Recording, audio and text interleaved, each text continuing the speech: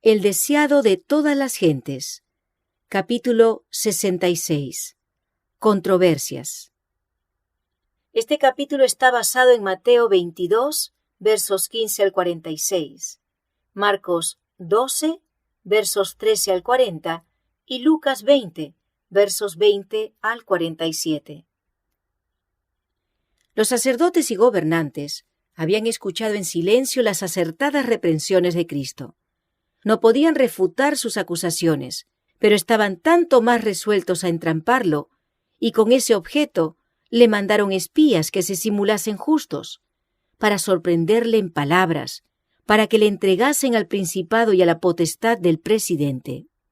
No le mandaron a los ancianos fariseos, a quienes Jesús había hecho frente muchas veces, sino a jóvenes, ardientes y celosos, y a quienes pensaban ellos Cristo no conocía.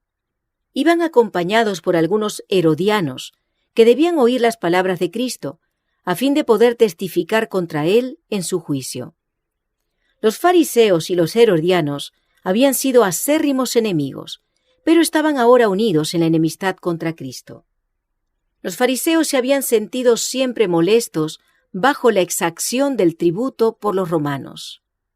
Sostenían que el pago del tributo era contrario a la ley de Dios, pero ahora veían una oportunidad de tender un lazo a Jesús.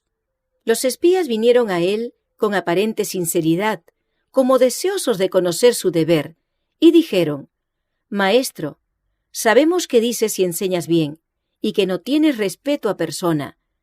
Antes enseñas el camino de Dios con verdad. ¿Nos es lícito dar tributo a César o no?» Las palabras «sabemos que dices y enseñas bien» habrían sido una maravillosa admisión si hubiesen sido sinceras, pero fueron pronunciadas con el fin de engañar. Sin embargo, su testimonio era verídico. Los fariseos sabían que Cristo hablaba y enseñaba correctamente, y por su propio testimonio serán juzgados. Los que interrogaban a Jesús pensaban que habían disfrazado suficientemente su propósito, pero Jesús leía su corazón como un libro abierto y sondeó su hipocresía. «¿Por qué me tentáis?», dijo, dándoles así una señal que no habían pedido, al demostrarles que discernía su oculto propósito. Se vieron aún más confusos cuando añadió: «Mostradme la moneda». Se la trajeron y les preguntó: «¿De quién tiene la imagen y la inscripción?». Y respondiendo dijeron: «De César», señalando la inscripción de la moneda. Jesús dijo: «Pues dad a César lo que es de César, y lo que es de Dios, a Dios». Los espías habían esperado que Jesús contestase directamente su pregunta, en un sentido o en otro. Si les dijese: «Es ilícito pagar tributo a César», le denunciarían a las autoridades romanas, y éstas le arrestarían por incitar a la rebelión. Pero en caso de que declarase lícito el pago del tributo, se proponían acusarle ante el pueblo como opositor de la ley de Dios. Ahora se sintieron frustrados y derrotados. Sus planes quedaron trastornados. La manera sumaria en que su pregunta había sido decidida no les dejaba nada más que decir. La respuesta de Cristo no era una evasiva, sino una cándida respuesta a la pregunta.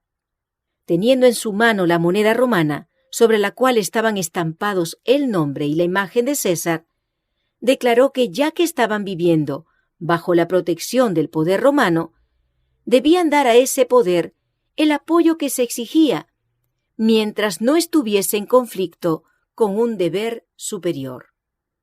Pero mientras se sujetasen pacíficamente a las leyes del país, debían en toda oportunidad tributar su primera fidelidad a Dios. Las palabras del Salvador, «dad lo que es de Dios a Dios», eran una severa reprensión para los judíos intrigantes.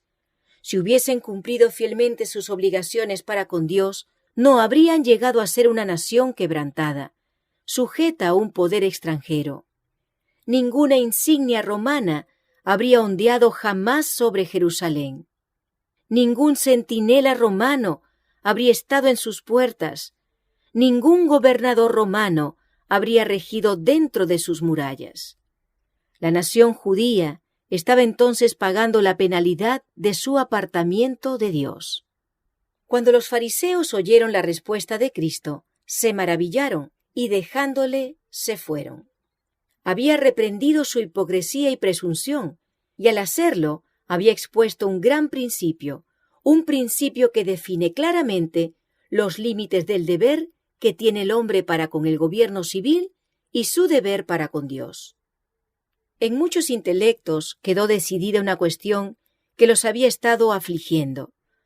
Desde entonces se aferraron al principio correcto. Y aunque muchos se fueron desconformes, vieron que el principio básico de la cuestión había sido presentado claramente y se asombraban del discernimiento previsor de Cristo.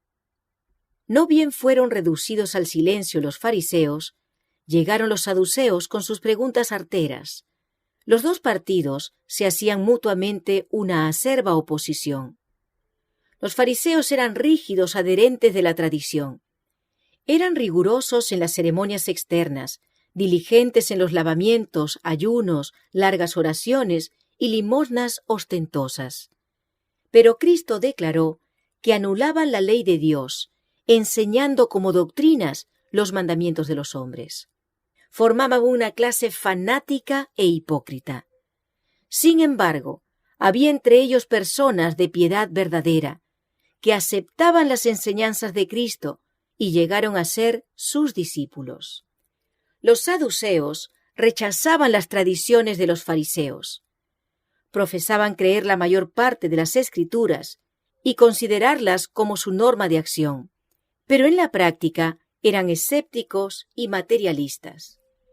Los saduceos negaban la existencia de los ángeles, la resurrección de los muertos y la doctrina de una vida futura, con sus recompensas y castigos. En todos estos puntos diferían de los fariseos. Entre los dos partidos, la resurrección era un tema especial de controversia. Al principio, los fariseos creían firmemente en la resurrección, pero con estas discusiones, sus opiniones acerca del estado futuro se volvieron confusas. La muerte llegó a ser para ellos un misterio inexplicable. Su incapacidad para hacer frente a los argumentos de los saduceos era ocasión de continua irritación. Las discusiones entre las dos partes tenían generalmente como resultado airadas disputas que los separaban siempre más. Los saduceos eran mucho menos numerosos que sus oponentes y no tenían mucho dominio sobre el pueblo común, pero muchos de ellos eran ricos y ejercían la influencia que imparte la riqueza. En sus filas figuraba la mayor parte de los sacerdotes, y de entre ellos se elegía generalmente al sumo sacerdote. Pero esto se hacía, sin embargo, con la expresa estipulación de que no fuesen recalcadas sus opiniones escépticas. Debido al número y la popularidad de los fariseos, era necesario para los saduceos dar su aquiescencia externa a sus doctrinas mientras ocupaban un cargo sacerdotal. Pero el hecho mismo de que eran elegibles para tales cargos daba influencia a sus errores. Los saduceos rechazaban la enseñanza de Jesús. Él estaba animado por un espíritu cuya manifestación en esta forma no querían reconocer, y su enseñanza acerca de Dios y de la vida futura contradecía sus teorías. Creían en Dios como el único ser superior al hombre, pero arguían que una providencia directora y una previsión divina privarían al hombre del carácter de agente moral libre y le degradarían a la posición de un esclavo. Creían que habiendo creado al hombre, Dios le había abandonado a sí mismo, independiente de una influencia superior. Sostenían que el hombre estaba libre para regir su propia vida y amoldar los acontecimientos del mundo, que su destino estaba en sus propias manos. Negaban que el Espíritu de Dios obrase por medio de los esfuerzos humanos o medios naturales. Sin embargo, sostenían que por el debido empleo de sus facultades naturales, el hombre podía elevarse e ilustrarse, que por exigencias rigurosas y austeras podía purificarse su vida. Sus ideas acerca de Dios amoldaban su carácter. Como en su opinión no tenía él interés en el hombre, tenían poca consideración unos para con otros. Había poca unión entre ellos.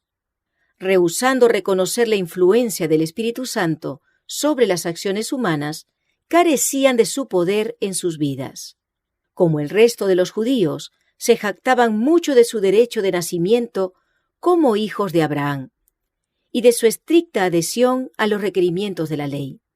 Pero estaban desprovistos del verdadero espíritu de la ley, así como de la fe y benevolencia de Abraham. Sus simpatías naturales eran muy estrechas. Creían que era posible para todos los hombres conseguir las comodidades y bendiciones de la vida, y sus corazones no se conmovían por las necesidades y los sufrimientos ajenos. Vivían para sí mismos.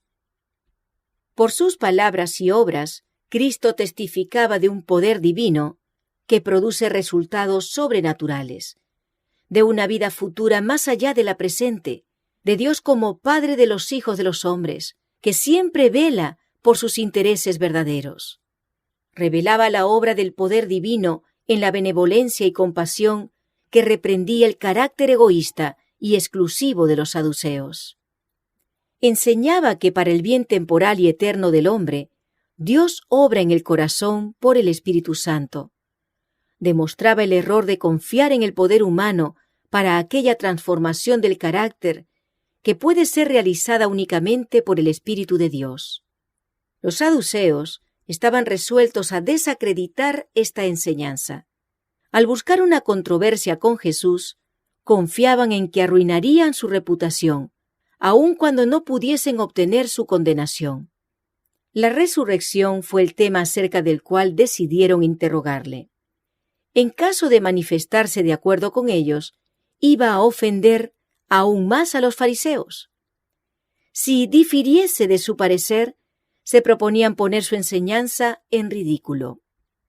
Los saduceos razonaban que si el cuerpo se ha de componer en su estado inmortal de las mismas partículas de materia que en su estado mortal, entonces cuando resucite de los muertos, tendrá que tener carne y sangre y reasumir en el mundo eterno la vida interrumpida en la tierra. En tal caso, concluían que las relaciones terrenales se reanudarían, el esposo y la esposa volverían a unirse, se consumarían los matrimonios y todas las cosas irían como antes de la muerte, perpetuándose en la vida futura las fragilidades y pasiones de esta vida. En respuesta a sus preguntas, Jesús alzó el velo de la vida futura. En la resurrección, dijo, ni los hombres tomarán mujeres, ni las mujeres maridos, mas son como los ángeles de Dios en el cielo. Demostró que los saduceos estaban equivocados en su creencia. Sus premisas eran falsas. Erráis, añadió, ignorando las Escrituras y el poder de Dios. No los acusó, como había acusado a los fariseos, de hipocresía, sino de error en sus creencias. Los saduceos se habían lisonjeado de que entre todos los hombres eran los que se adherían más estrictamente a las Escrituras. Pero Jesús demostró que no conocían su verdadero significado. Este conocimiento debe ser grabado en el corazón por la iluminación del Espíritu Santo. Su ignorancia de las Escrituras y del poder de Dios, declaró él, eran causa de la confusión de su fe y de las tinieblas mentales en que se hallaban. Trataban de abarcar los misterios de Dios con su raciocinio finito. Cristo los invitó a abrir sus mentes a las verdades sagradas que ampliarían y fortalecerían el entendimiento. Millares se vuelven incrédulos porque sus mentes finitas no pueden comprender los misterios de Dios.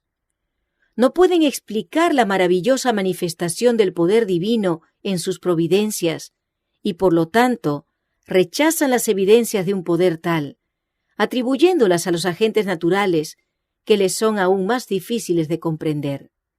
La única clave de los misterios que nos rodean consiste en reconocer en todos ellos la presencia y el poder de Dios. Los hombres necesitan reconocer a Dios como el creador del universo, el que ordena y ejecuta todas las cosas. Necesitan una visión más amplia de su carácter y del misterio de sus agentes. Cristo declaró a sus oyentes que si no hubiese resurrección de los muertos, las escrituras que profesaban creer no tendrían utilidad. Él dijo: «Y de la resurrección de los muertos, ¿no habéis leído lo que os es dicho por Dios, que dice: Yo soy el Dios de Abraham, y el Dios de Isaac, y el Dios de Jacob? Dios no es Dios de muertos, sino de vivos». Dios cuenta las cosas que no son como si fuesen. Él ve el fin desde el principio y contempla el resultado de su obra como si estuviese ya terminada. Los preciosos muertos desde Adán hasta el último santo que muera, oirán la voz del Hijo de Dios y saldrán del sepulcro para tener vida inmortal. Dios será su Dios y ellos serán su pueblo. Habrá una relación íntima y tierna entre Dios y los santos resucitados. Esta condición, que se anticipa en su propósito, es contemplada por Él como si ya existiese. Para Él, los muertos viven. Los saduceos fueron reducidos al silencio por las palabras de Cristo. No le pudieron contestar. No había dicho una sola palabra de la cual pudiesen aprovecharse para condenarle. Sus adversarios no habían ganado nada sino el desprecio del pueblo. Sin embargo, los fariseos no desesperaban de inducirle a decir algo que pudiesen usar contra él. Persuadieron a cierto sabio escriba a que interrogase a Jesús acerca de cuál de los 10 preceptos de la ley tenía la mayor importancia. Los fariseos habían exaltado los 4 primeros mandamientos, que señalaban el deber del hombre para con su Hacedor, como si fuesen de mucho mayor consecuencia que los otros 6, que definen los deberes del hombre para con sus semejantes. Como resultado, les faltaba piedad práctica. Jesús había demostrado a la gente su gran deficiencia y había enseñado la necesidad de las buenas obras, declarando que se conoce el árbol por sus frutos. Por esta razón, le había acusado de exaltar los últimos 6 mandamientos más que los primeros 4. El escriba se acercó a Jesús con una pregunta directa: ¿cuál es el primer mandamiento de todos? La respuesta de Cristo es directa y categórica. El primer mandamiento de todos es: Oye, Israel, el Señor nuestro Dios, el Señor uno es. Amarás pues al Señor tu Dios de todo tu corazón, y de toda tu alma, y de toda tu mente, y de todas tus fuerzas. Este es el principal mandamiento. El segundo es semejante al primero, dijo Cristo, porque se desprende de él. Amarás a tu prójimo como a ti mismo. No hay otro mandamiento mayor que estos. De estos 2 mandamientos depende toda la ley y los profetas. Los primeros 4 mandamientos del Decálogo están resumidos en el primer gran precepto: amarás al Señor tu Dios de todo tu corazón. Los últimos 6 están incluidos en el otro: amarás a tu prójimo como a ti mismo. Estos 2 mandamientos son la expresión del principio del amor. No se puede guardar el primero y violar el segundo, ni se puede guardar el segundo mientras se viola el primero. Cuando Dios ocupe en el trono del corazón su lugar legítimo, nuestro prójimo recibirá el lugar que le corresponde. Le amaremos como a nosotros mismos. Únicamente cuando amemos a Dios en forma suprema, será posible amar a nuestro prójimo imparcialmente. Y puesto que todos los mandamientos están resumidos en el amor a Dios y al prójimo, se sigue que ningún precepto puede quebrantarse sin violar este principio. Así enseñó Cristo a sus oyentes que la ley de Dios no consiste en cierto número de preceptos separados, algunos de los cuales son de gran importancia, mientras otros tienen poca y pueden ignorarse con impunidad. Nuestro Señor presenta los primeros 4 y los últimos 6 mandamientos como un conjunto divino y enseña que el amor a Dios se manifestará por la obediencia a todos sus mandamientos. El escriba que había interrogado a Jesús estaba bien instruido en la ley y se asombró de sus palabras. No esperaba que manifestase un conocimiento tan profundo y cabal de las Escrituras. Obtuvo una visión más amplia de los principios básicos de los preceptos sagrados. Delante de los sacerdotes y gobernantes congregados, reconoció honradamente que Cristo había dado la debida interpretación a la ley, diciendo: «Bien, maestro, verdad has dicho, que uno es Dios y no hay otro fuera de él, y que amarle de todo corazón y de todo entendimiento y de toda el alma y de todas las fuerzas, y amar al prójimo como a sí mismo, más es que todos los holocaustos y sacrificios». La sabiduría de la respuesta de Cristo había convencido al escriba. Sabía que la religión judía consistía en ceremonias externas más bien que en piedad interna. Sentía en cierta medida la inutilidad de las ofrendas ceremoniales y del derramamiento de sangre para la expiación del pecado, si no iba acompañado de fe. El amor y la obediencia a Dios, la consideración abnegada para con el hombre, le parecían de más valor que todos estos ritos. La disposición de este hombre a reconocer la corrección del raciocinio de Cristo y su respuesta decidida y pronta delante de la gente manifestaban un espíritu completamente diferente del de los sacerdotes y gobernantes. El corazón de Jesús se compadeció del honrado escriba que se había atrevido a afrontar el ceño de los sacerdotes y las amenazas de los gobernantes, al expresar las convicciones de su corazón. Jesús entonces, viendo que había respondido sabiamente, le dice: «No estás lejos del reino de Dios». El escriba estaba cerca del reino de Dios porque reconocía que las obras de justicia son más aceptables para Dios que los holocaustos y sacrificios. Pero necesitaba reconocer el carácter divino de Cristo y por la fe en Él recibir el poder para hacer las obras de justicia. El servicio ritual no tenía ningún valor a menos que estuviese relacionado con Cristo por una fe viva. Aún la ley moral no cumple su propósito a menos que se entienda en su relación con el Salvador. Cristo había demostrado repetidas veces que la ley de su Padre contenía algo más profundo que sólo órdenes autoritarias. En la ley se encarnaba el mismo principio revelado en el Evangelio. La ley señala su deber al hombre y le muestra su culpabilidad. Éste debe buscar en Cristo perdón y poder para hacer lo que la ley ordena. Los fariseos se habían acercado en derredor de Jesús mientras contestaba la pregunta del escriba. Ahora él les dirigió una pregunta. ¿Qué os parece del Cristo? ¿De quién es hijo? Esta pregunta estaba destinada a probar su fe acerca del Mesías, a demostrar si le consideraban simplemente como hombre o como hijo de Dios. Un coro de voces contestó: «De David». Tal era el título que la profecía había dado al Mesías. Cuando Jesús revelaba su divinidad por sus poderosos milagros, cuando sanaba a los enfermos y resucitaba a los muertos, la gente se había preguntado entre sí: ¿no es este el hijo de David? La mujer sirofenisa, el ciego Bartimeo y muchos otros habían clamado a él por ayuda. «Señor, hijo de David, ten misericordia de mí».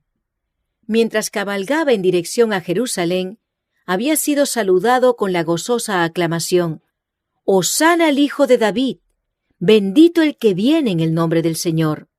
Y en el templo, los niñitos se habían hecho eco ese mismo día de este alegre reconocimiento.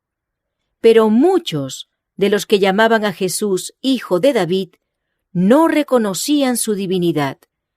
No comprendían que el Hijo de David era también el Hijo de Dios. En respuesta a la declaración de que el Cristo era el Hijo de David, Jesús dijo: «Pues ¿cómo David en espíritu, el espíritu de inspiración proveniente de Dios, le llama Señor, diciendo: dijo el Señor a mi Señor, siéntate a mi diestra, entre tanto que pongo tus enemigos por estrado de tus pies? Pues si David le llama Señor, ¿cómo es su hijo?». Y nadie le podía responder palabra, ni osó alguno desde aquel día preguntarle más.